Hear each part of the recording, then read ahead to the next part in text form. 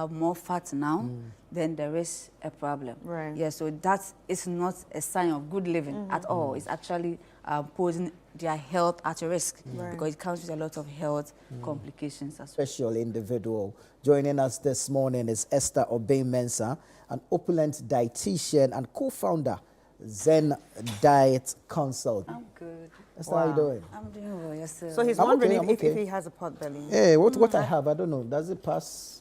I think we need to run the tests. Oh, wow. Yeah. You actually run tests for Yes, this? we usually do a physical examination to actually assess. on your waist. Yeah, we use the tape measure to check your waist circumference, Right. then your hip circumference, Okay. then we do the ratio, then you can now say you have pot belly or central Which one has to obesity. be bigger than the other for me to have a pot belly? Oh, you need to have, for it to be bigger. If I do have a pot belly, Yeah. then does it mean that what my waist is bigger than my... Yeah, so your abdomen will side, protrude yeah. more Yes. than your hips. Oh, boy. Oh, okay. So this is actually a very, very familiar topic because, like, it's close to each and every one of us. But what's the misconception of pot bellies? I think in Africa, good morning to our cherished viewers. In Africa, I think the misconceptions about sugar daddy, if you are having pot belly, it means that you are rich, it means you are wealthy. And so, maybe he's gone a are those daddy, days- but low sugar. I know, right? I know, right? So I think that's a misconception. So people think that every man or every person with pot belly, especially the men, means that they are wealthy. Yeah. And so for those having a six-pack are those that are not wealthy. But that conception, it needs to be cleared. It's actually not true. Right. Yeah, because it's actually the extension of the abdomen as a result of fat accumulation. So it's fat accumulation. Fat accumulation around the abdomen, which we call central obesity, Okay. or which we call based on your body shape, because men actually have apple-shaped compared to pear-shaped. Right. And they also have more muscle composition than fat composition. So the process where they tend to have more fat now, then there is a problem. Right. Yeah, so that is not a sign of good living at all. It's actually posing their health at risk because it comes with a lot of health complications as well. Yeah, but what are some of the factors that contribute to this? So apart from the fat, okay, yes, we all know it's fat, like you just said, but what factors contribute to those fats that's, you know, Exactly. So basically we have hormonal changes, we have food, we have stress, and then we have genetics. Do men really go through hormonal changes? I was going to ask that. Exactly, yes they do. We have a hormone called cortisol. Cortisol Okay, yeah. is a hormone that regulates fat metabolism. And so it's if you have high levels of it, it affects how you're able to store fat or how you're able to break fats down. You also have an enzyme we call lipoprotein lipase, which determines where your fat goes, where you need to store the fat at any part of the body. But it's high in men around the abdomen, it's actually centered around the abdomen. So that actually it's like a factor that contributes. So if you have more around the abdomen level, it means that where the fat will be stored will be around the abdomen. And if you're getting me, yes. And so we also have different type of fats. We have the body fat, we have the visceral fats, and we have the fat that could be found in the blood.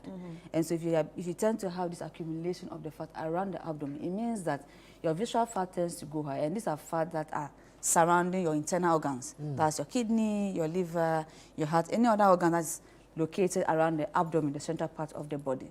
And so if you tend to have high of this fat accumulation as a result of the enzymes you have, which determines which is even high in men, or as a result of the cortisol hormone, then you tend to have this protruding stomach as a result of the fat.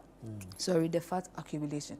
However, exactly, as you are seeing on the screen. So, however, also, if you don't exercise, lack of physical activity, you see, with exercise, it tends to firm the skin. You could see the difference. That's ironic. Exactly. So not fair. So it tends to firm the muscles around the stomach and also tend to build some muscles in there.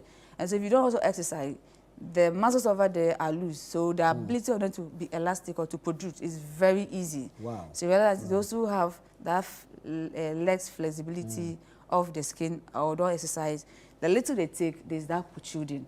So over a period of time, then you tend to realize that the fat accumulation also comes in and then becomes a permanent ball that we all see protruding. Right. Is it dangerous, or does it get to a stage where it becomes dangerous? It's actually dangerous because when we do this measurement, that's the waist circumference to the hip circumference, we have ratio. So we have a ratio because 0.8 for women and 0.95 for men. So if it extends the 0.95, then you are at risk. However, the internal organs are there. It's very hard for you to burn the visceral fat, which is actually cushioning these organs.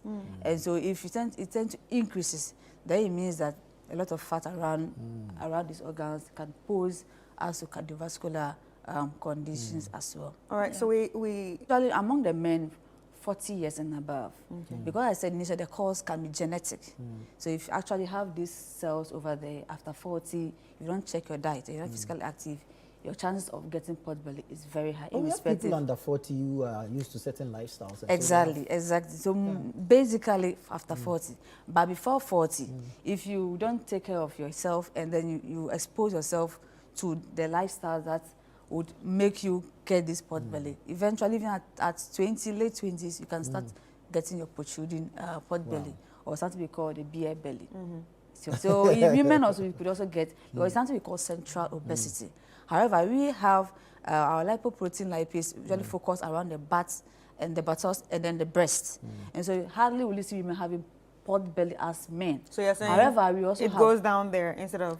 Yeah, so we usually have our fat position around the buttocks and then the breast. I need that. So why is it not coming? However, it also depends on your body shape anyway. Yes, it also depends on your body shape anyway. Right. Yeah, so women can also have pot belly, but it's not predominant among us. Yet we also have women that have central obesity, but it's not as predominant as men that has so protruding because we have their body shape, the apple shape there. Yeah. Okay. Wow. And you can solve all this by dieting? Yes, with dieting and exercise, and also checking your lifestyle as well. We also have something we call the circadian rhythm, that is during the night. Especially that's where the late eating comes in. And you realize that lately, something I've observed that during the weekends, you really go to release stress. So you realize that at the joint now, there are live bands, where people go and enjoy live bands, and at the end of the day, they tend to consume alcohol. And it eats late into the night. So it also affects the rhythm. And it also affects how the body also stores fat, because at night, the ability of the body to use energy is very low, because it assumes that it's time to sleep. And so if you keep late into the night, the body, you tend to consume more calories, either from the beer or any other alcoholic beverage, or even your kebab or any other thing you eat late into the night. As a result of that, the body doesn't use the energy or the calorie you get from that. So it stores it over a period of time. So it becomes a practice over a long period of time. Then there's that accumulation. So you need to stop the late eating. You need to stop eating to the night. If you know that you don't want to be tempted to eat anything, then you need to make sure that you have a pattern, that your sleeping pattern. If your sleeping pattern is distorted also, it could also affect how the body stores your energy and how the body uses it. It also affects your appetite as well. The hormones that regulate leptin and ghrelin that regulates your satiety and then your hunger. These are all hormones that come in play. And so with late eating, and then also with how often you eat, it also affects the accumulation of the fat. All right, so how long? So it's actually faster to gain the weight around the pot belly, but it's very hard to lose it. However, however, with exercise, and then with the changing of the diet, eating more fruits and vegetables, at least in every week we should lose reasonably 0.5 kg. Okay, in terms of you want to lose the belly. But we are looking at, if it's over a period of time, over like 5 years, you've had this accumulation over 5 years or 10 years. You don't expect 6 months, it should be able to trim. It will take over like a year or two. That is, it all boils down to your consistency in exercising and being determined to discipline yourself in terms of the diet as well. Hereditary, that's when the discipline has to come in. If you realize it runs through the family, your dad has pot belly, your uncle or anybody in the family has something of that, so then you are also at risk. So you need to start at the earlier stage. Maybe you hit your late 20s, entry your 30s, you need to really check your diet. So with that, it reduces your risk, or it curbs the accumulation of the fat, than just leaving it to just chances and then enjoying life as it is. Yeah, I know. Yeah, so now as I made mention earlier on, it's basically central obesity. And usually with the pear-shaped, from your adolescence, you don't really get it protruding to that extent where it becomes so obvious that you have pot belly. So if you're already big, it will be even. If you are big, it will be even. You need to see every part of your body. If you're naturally someone who is from childhood, you are fat, the fat deposition will be even. But the moment where it becomes uneven, where it's so obvious that the abdominal region is extended to the point where we have some conditions anyway that shows that you have extended abdomen. That's ascites as a result of fluid accumulation when you have liver condition. That is way, way different from if you have the general pot belly. So not everyone you see out there also you may think that it's pot belly. It could be ascites, which is fluid accumulation as a result of a liver condition. However, most of the ones we see on the streets are pot belly. It's not necessarily about the pot belly. It's basically about the fat accumulation. And you know, when there's a lot of fat in the system, there is that connection anyway, and also depends on the positioning whilst you are asleep. If you position this way, you have higher rates of snoring. If you position this way, reduces your rates. However, if you have a lot of fat deposition in your body, it increases, there is that link that increases your chances of snoring. You know, that's necessarily the pot belly, but in general. The fat composition. Exactly. So last question for me, has there ever been any success stories of people who went from pot bellies to normal size bellies? A lot. By December. December body.